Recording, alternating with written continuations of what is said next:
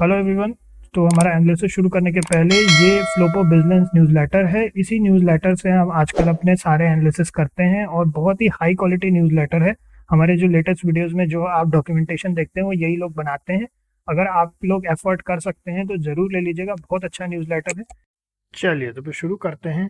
तो फिर अभी अपन डिस्कस करने वाले हैं यहाँ पर वृंदा लर्निंग सॉल्यूशंस लिमिटेड को। इनके ऊपर एक रेड फ्लैग रिपोर्ट निकाली है फ्लोबो बिजनेस न्यूज़लेटर ने। अगर आप लोगों को अच्छा लगे इनका एनालिसिस तो हाईली रिकमेंडेड है न्यूज़लेटर। आप नीचे लिंक से डिस्क्रिप्शन से जाकर ले सकते हैं।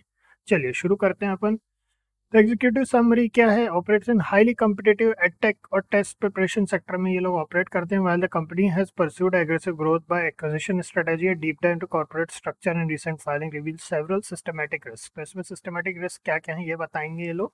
और फिर उसके बाद फिर extreme levels of promoter incumbencies to concern regarding the quality of earning and growth at any cost model. तो growth at any cost model इनका तो क्या रेड फ्लैग है? Severe promoter share pledging, share pledge कर रहे हैं। Perhaps the most significant warning in investor state holding the vast majority of the shares are promoter currently pledged. तो ये एक थोड़ा सा ज़्यादा ही एक इम्पॉर्टेंट होता है कि क्यों इन्होंने प्रमोटर्स ने अपने शेयर प्लेज करके रखे हैं। This creates a high risk for selling by lender. समझ रहे हैं? By lenders. तो देखिए क्या होता है, जब भी शेयर प्लेज होते हैं तो मान लीजिए अगर कोई सिचुएशन ऐसी क्रिएट होती है जब वो लोग पे ऑफ नहीं कर पाए तो इसको इन लोगों को बेचना ही पड़ेगा, इनके पास कोई ऑप्शन नहीं है ना। तो ये बात है। अब उसके बाद फिर reliance on non operating income, the quality of the companies process profitability is in question, is questionable. Non operating income के ऊपर इनका ज़्यादा रिलायंस है, मतलब इनकी इनकम जो है ज़्यादातर नॉन ऑपरेटिंग इनकम से आ रही है, कोर बिजनेस से नहीं आ रही है। तो analysis on recent earning shows the substantial portion of the pretax profit is derived from other income. ठीक।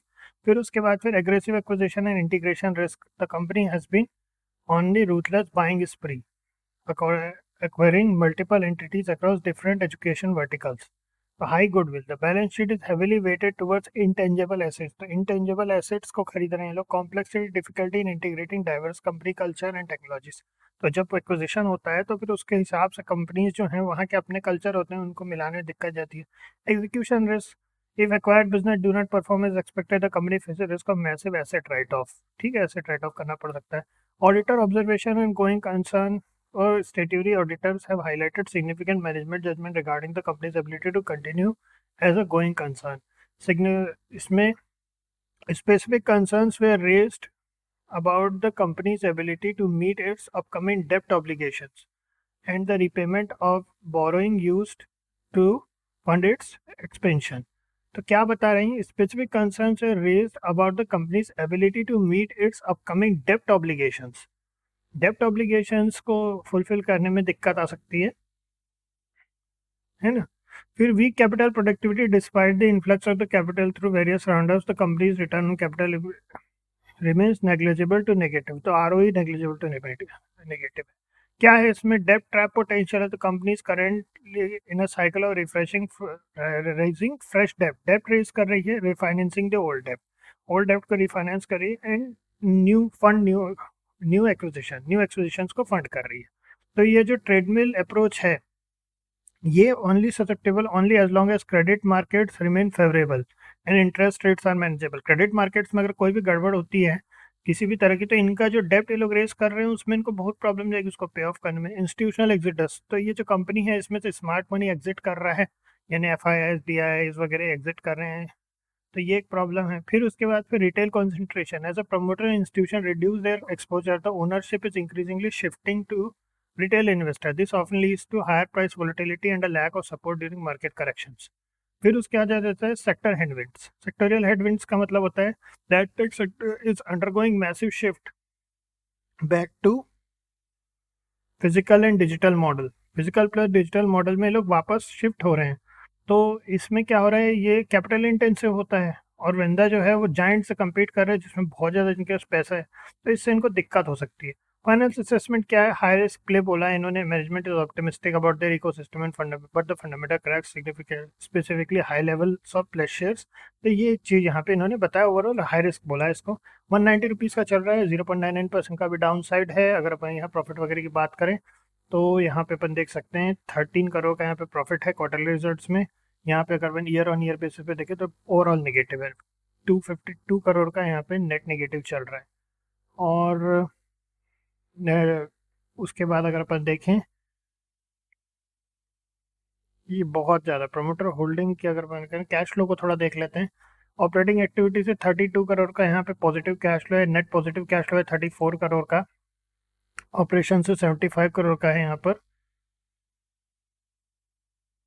बट जो है शेयर होल्डिंग पैटर्न को आप देखिए, कितना ज़्यादा खराब हालत है यहाँ पे। 33.96% की हमारी प्रमोटर होल्डिंग है। एफ की होल्डिंग जरूर बढ़ी है 2.65% की, डी की होल्डिंग भी बढ़ी है 1.13% की। एफ को अगर अपन देखना चाहें तो एजीएन डायनेमिक फंड लिमिटेड ने यहाँ पे होल्डिंग कर रखी है। डी की अगर अपन बात करें तो नेक्स्ट ऑर्बिट वेंचर्स फंड है, जो कि इतना ज़्यादा कोई पॉपुलर हमारे ओपिनियन में तो नहीं है, तो उसको हम ऑन द साइड ज़रूर रखेंगे। ठीक है, चलिए अब अपन एक काम करते हैं,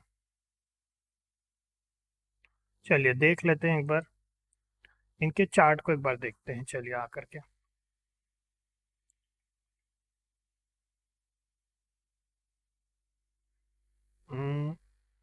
ठीक है, मार्केट अभी क्लोज हुआ है तो पोज भी डाउन साइड दिखा रहा है, बट ओवरऑल यहाँ पे एक बहुत ज़्यादा रेंज बेस्ड अप्रोच है, बहुत ज़्यादा रेंज बेस्ड है। इतना ज़्यादा रेंज बेस्ड भी है और परफॉर्मेंस भी कुछ खास अच्छा नहीं है मार्केट में। और अभी इसमें कोई बहुत ज़्यादा, अभी आजकल के मार्केट में हम थोड़ा सा समय के साथ एक चीज़ हमने सीखी है, it's better to invest in 10 good companies than to invest in 100 bad companies and like thinking कि भाई एक दिन ये कंपनी प्रॉफिट करेगी, है ना। इसीलिए हम ये इनका न्यूज़लेटर रखते हैं, ताकि ये कंपनी को हाई रिस्क इन्होंने दे भी दिया है और साथ में हमें भी ये कंपनी को खास ज़्यादा प्रॉमिसिंग अभी दिखा नहीं है इनका फाइनेंसेस भी।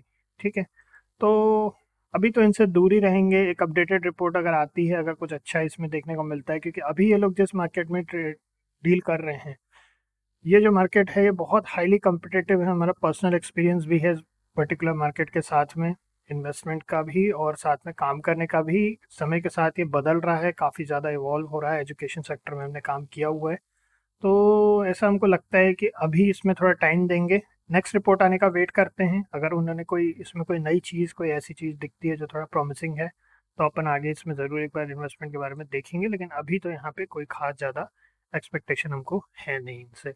तो अभी देखते हैं आगे क्या होता है, फिर नेक्स्ट मिलते हैं आप लोगों से। ओके।